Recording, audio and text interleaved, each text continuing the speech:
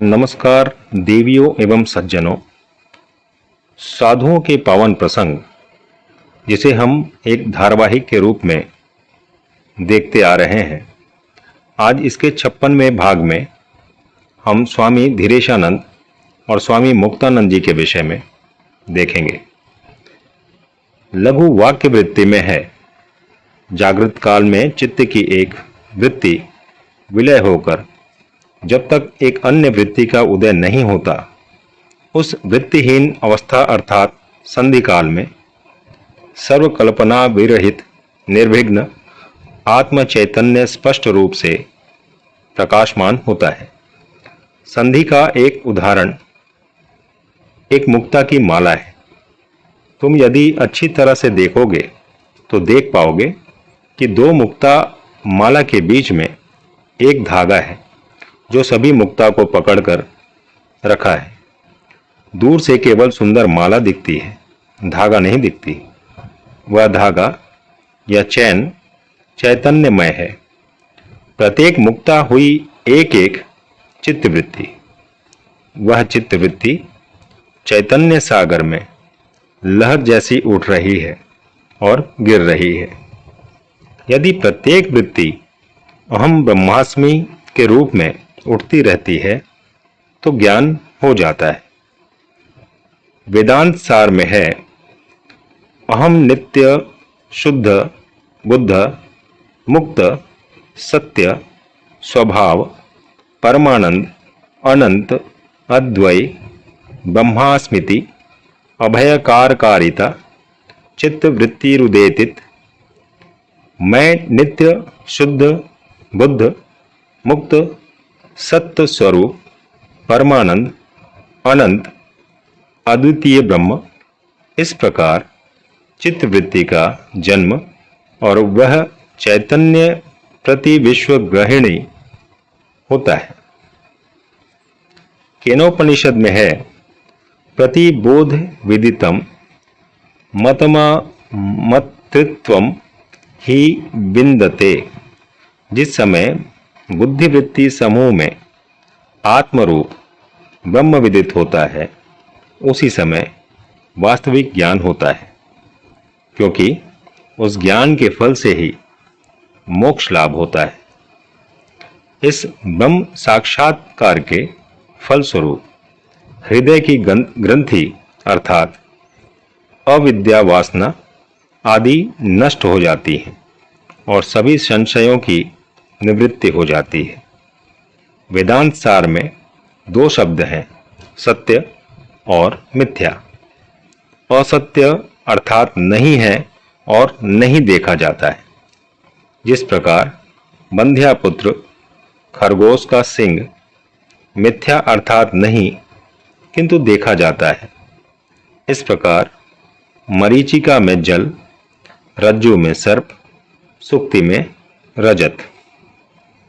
यह संसार हमारे लिए वास्तव और सत्य के रूप में बोध हो रहा है, किंतु निद्रा के समय जगत मन से विलीन हो जाता है।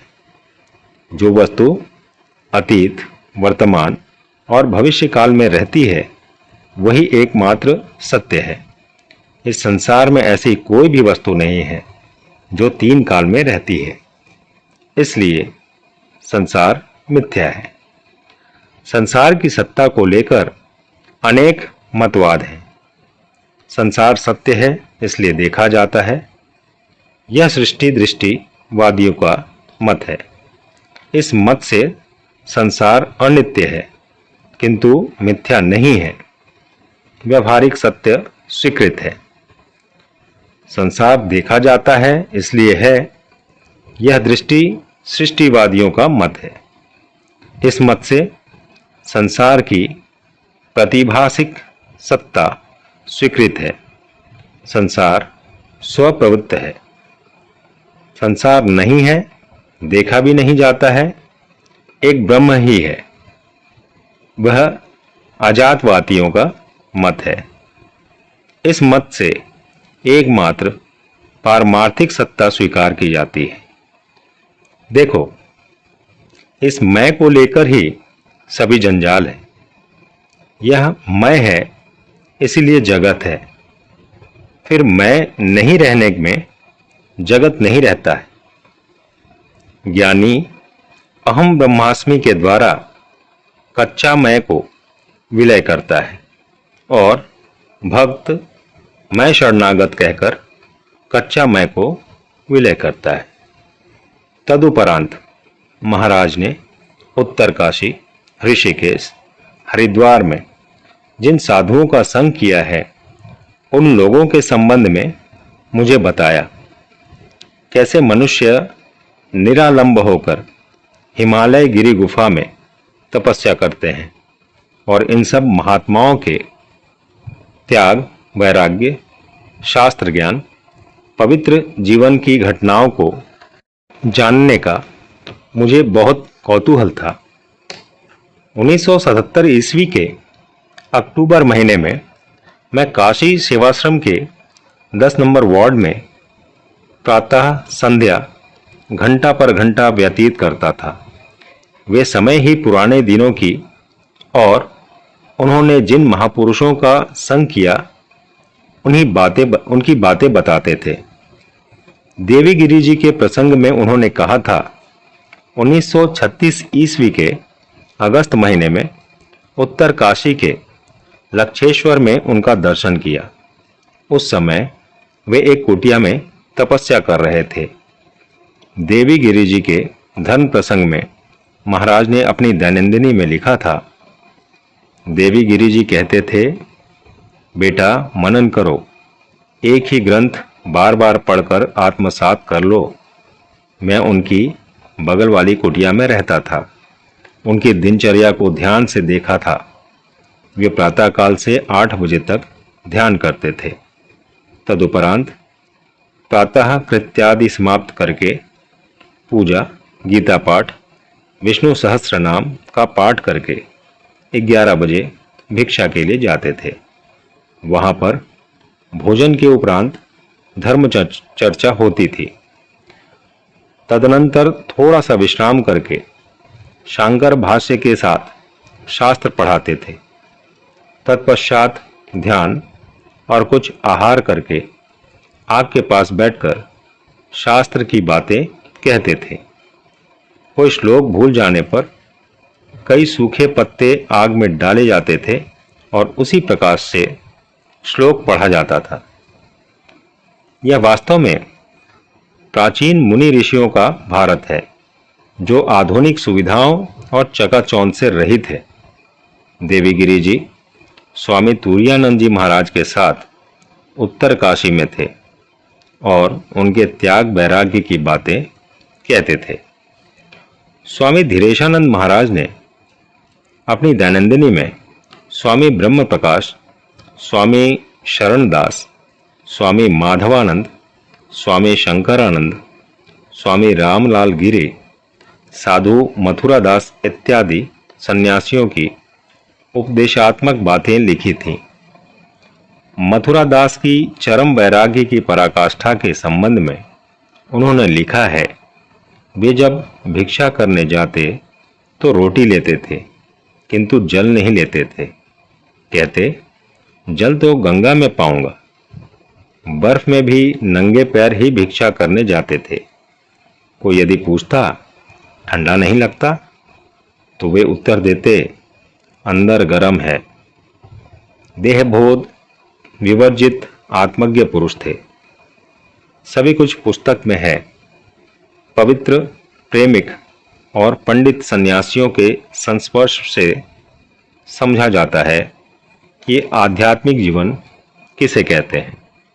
स्वामी धीरेशानंद जी के साथ दीर्घ काल तक रहने का सौभाग्य मुझे नहीं मिला, किंतु महाराज ने अयाचित भाव से ही अपने सारे जीवन का शास्त्र संग्रह और आध्यात्मिक संपद, जो उन्होंने मधुकर के जैसा विभिन्न साधुओं से प्राप्त किया था, वह सब मुझे देकर गए हैं। काशी में एक दिन उन्होंने मुझसे कहा था, देखो, मेरे मरने के बाद ये लोग पुंथी पत्र सब गंगा में फेंक देंगे। तुम यह सब अमेरिका ले जाओ, तुम इसका महत्व समझोगे। 3 अक्टूबर 1977, काशी सेवाश्रम। इस दिन महाराज ने मुझसे कहा, देखो, रविंद्रनाथ ने अपनी कविता में इस प्रत्यय चैतन्य की ओर संकेत किया है। बहुत दिन से बहुत कोस दूर, बहुत व्यय कर बहुत देश घूमकर, देखने गया पर्वतमाला, देखने गया था सिंधु, दर्शन नहीं हुआ आंखें खोलकर, घर के बहुत पास ही था, एक धान के शिर के ऊपर एक शिशिर का बिंदु। यह शिशिर बिंदु ही प्रत्येक चैतन्य है। इस क्षुद्र शिशिर बिंदु के भीतर अनंत आकाश की प्रतीक्षाया देखी जाती है। उसी प्रकार हमारे प्रत्येक आत्मा के भीतर अनंत आत्मा का अनुभव होता है। 1996 ईस्वी के फरवरी महीने में स्वामी धीरेशानंद जी ने महाराज ने दिल्ली में इनके साथ भेंट हुई। वे कनखल से चिकित्सा हेतु दिल्ली आए थे। जब भी उनके साथ भेंट होती तब केवल शास्त्र और साधन भजन के बारे में ही बातचीत होती थी। वे कहते, अन्या वाचो विमुंचथा नित्यशेष सेतु। संसार की बातें छोड़ दो, यही आत्मज्ञान ही मुक्ति का उपाय है। तदुपरांत 1997 ईस्वी में ग्रीष्मकाल में जब भारत आया तब 3 से 6 सितंबर तक कनखल में था। 4 सितंबर को धीरेशानंद जी के साथ अनेक बातें हुई। देखा वे अंतर्मुख हैं। उन्होंने अन्य शेष दैनंदिनी मुझे दे दी। उन्होंने कहा, अभी श्री रामकृष्ण पुंथी पढ़ रहा हूँ और स्मरण मनन लेकर हूँ। शास्त्रादि अब और अच्छा नहीं लगता है। विवेक चूड़ामणि से कहा, लोकानुवर्तनम त्यक्त्वा त्यक्त्वा देहानुवर्तनम, शास्त्रानुवर्तनम त्यक्त्वा स्वाध्याय सापानयम कुरु। लौकिक और सामाजिक शिष्टाचार छोड़ दो, देह की सुखेच्छा छोड़ो और शास्त्र का पांडित्य प्रकट करने का प्रयास छोड़कर स्वयं का अध्यास दूर कर। दूसरे दिन देखा शिशुदेव श्री रामकृष्ण पुस्तक पढ़ रहे हैं और कामरपुकुर में ठाकुर की समाधि का चित्र देख रहे हैं।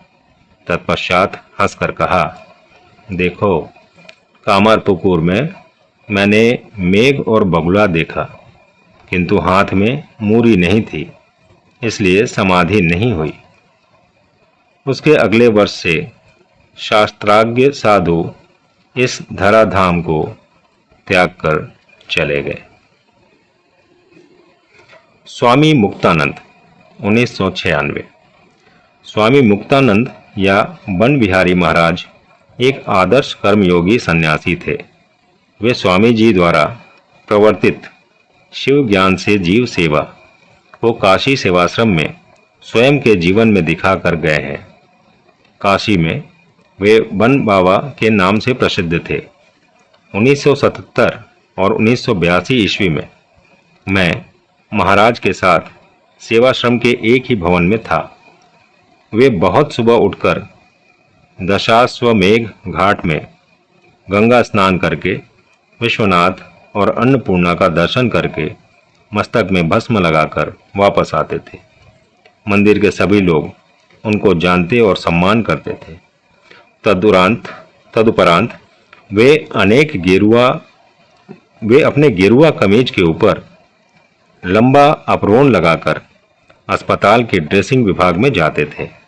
जिनकी सर्जरी हुई है उनकी वे ड्रेसिंग करते थे। रोगियों को यह विश्वास था कि बन बाबा का स्पर्श करने से ही रोग जल्दी ठीक हो जाएगा। स्वामी मुक्तानंद जी दोपहर 2 बजे अस्पताल से वापस आकर भोजन करते थे। तब तक सभी साधुओं का भोजन समाप्त हो गया रहता था। मैंने एक दिन पूछा, महाराज, आप रात्रि में भोजन नहीं करते? उन्होंने हंसते हुए कहा, नहीं, मैं दिन में एक बार ही भोजन करता हूँ, किंतु उसी समय अधिक मात्रा में खा लेता हूँ। तदुपरांत थोड़ा सा विश्राम करके बरामदा में हाथ पंखा लेकर बैठते थे। उसी समय उनके साथ बातें करता था। वे आग्रह से अमेरिका के कार्यों के विषय में सुनते थे। वे मधुरभाषी और सदानंदमय पुरुष थे। कर्म के द्वारा मुक्ति होती है, भगवान श्री कृष्ण ने गीता में कहा है।